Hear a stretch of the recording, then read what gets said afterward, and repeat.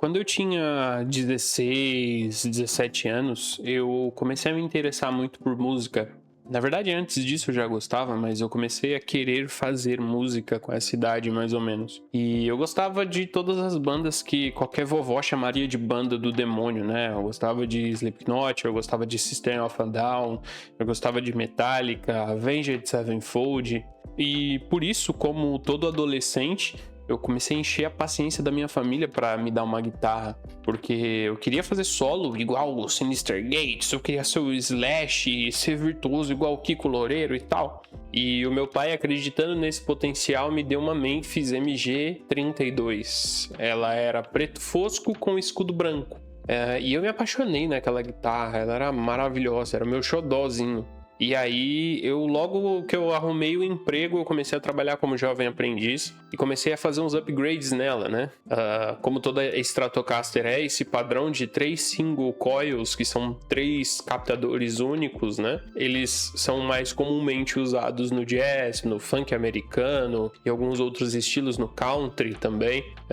Não era muito tipo de música que eu queria tocar, mas ainda assim era bem legal. Então eu fui lá no AliExpress e eu acabei comprando um escudo preto Black Piano, aquele preto reflexivo, e ele tinha um humbucker na ponte que era justamente esses dois captadores juntinhos, que esses sim são captadores de alta potência, justamente para você fazer solo, distorção, para fazer as músicas que a vovó chama que é do diabo mesmo, sabe? E aí eu levei até um luthier, ele instalou os captadores chineses, tudo da China, era muito engraçado a reação do luthier. E aí as cordas ficaram baixinhas, sabe? Ficou maravilhoso.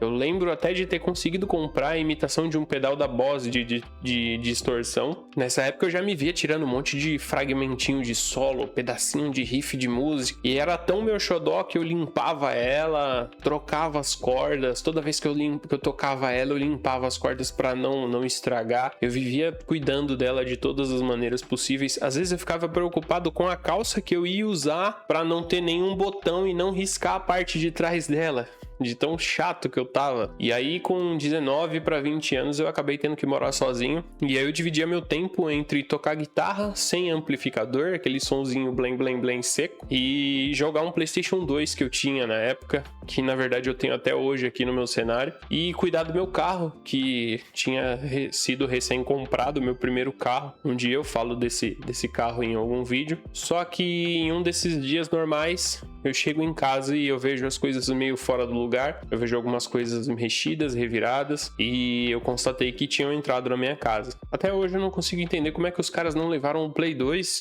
ou a TV, que tava mais fácil. Eu não sei. Acho que seria mais difícil pular o muro com uma televisão de tubo gigantesca nas costas, mas foi mais fácil pular com a minha guitarra. O primeiro instrumento que eu tive que era realmente meu, de fato, sabe? Por crescer numa família com muitos irmãos, eu tinha que... O violão que eu tinha era de todos os meus irmãos, então todo mundo tinha que tocar, todo mundo queria tocar e tal. Eu não podia dizer que era meu. E a gente, quando é mais novo, a gente tem essa vontade de possuir, né, alguma coisa. E nesse caso era o que eu podia chamar de meu. Provavelmente ele seria vendido por um dinheiro muito abaixo daquilo que ela valia pra mim de verdade, né? E aí isso acabou me afastando um pouco da música, né? Na verdade, por causa disso, eu acabei me afastando um pouco de todos os instrumentos de corda e acabei ficando muito mais ligado com bateria, com percussão. Passei um bom tempo, até desenvolvi uma certa habilidade tocando, e não tô dizendo que eu era bom, mas eu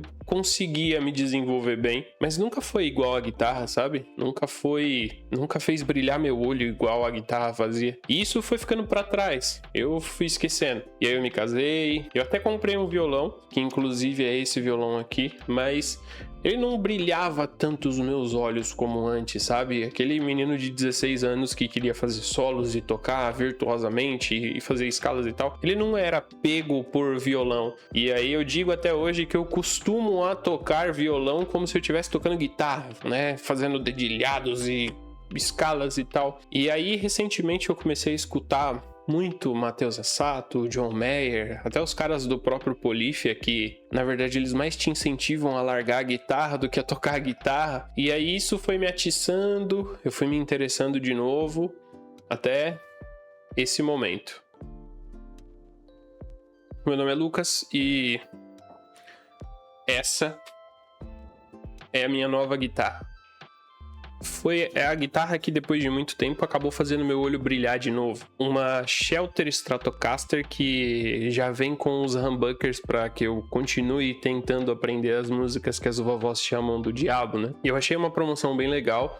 A minha esposa deixou, é claro. E eu tava procurando. Eu ficava olhando Tajimas, Giannines, ficava vendo até Memphis novamente. Não tinha uma marca específica, não tinha um modelo específico, e eu olhava tudo para ver se eu conseguia encaixar algum deles na minha vontade de voltar. Só que aí, naquele exato momento, eu bati o olho nesse anúncio e ela me lembrou na hora do meu sonho de consumo de guitarra, o apogeu daquilo que eu considero o ápice de um instrumento musical que eu poderia ter, que é justamente a Ibanez S770PB. Essa é a minha realização pessoal. Eu tenho consciência de que agora ela é muita areia pro meu caminhãozinho, sabe? Eu mal lembro das coisas que eu tocava na época da minha adolescência.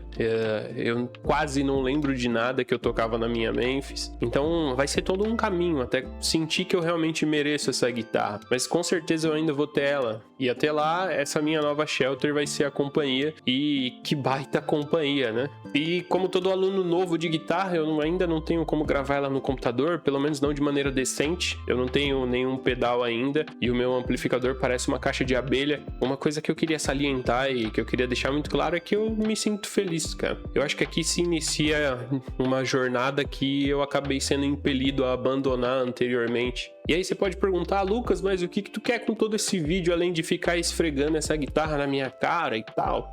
Eu quero te fazer pensar um pouco sobre quantas coisas a vida adulta já te fez abrir mão, sabe?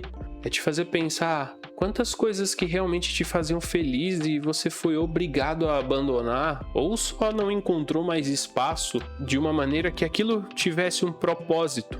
Como eu disse no meu primeiro vídeo, nem tudo nessa vida tem que ter um propósito real, sabe?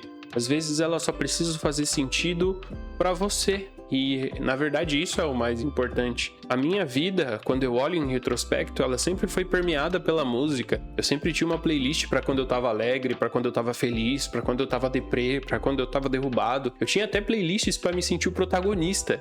E falar isso em voz alta dá uma puta vergonha alheia. Mas chegar aos 29 e achar que a música não tem mais espaço na minha vida, que isso é uma bobeira, que eu tô perdendo tempo, que eu tô gastando dinheiro, isso seria um erro gigantesco.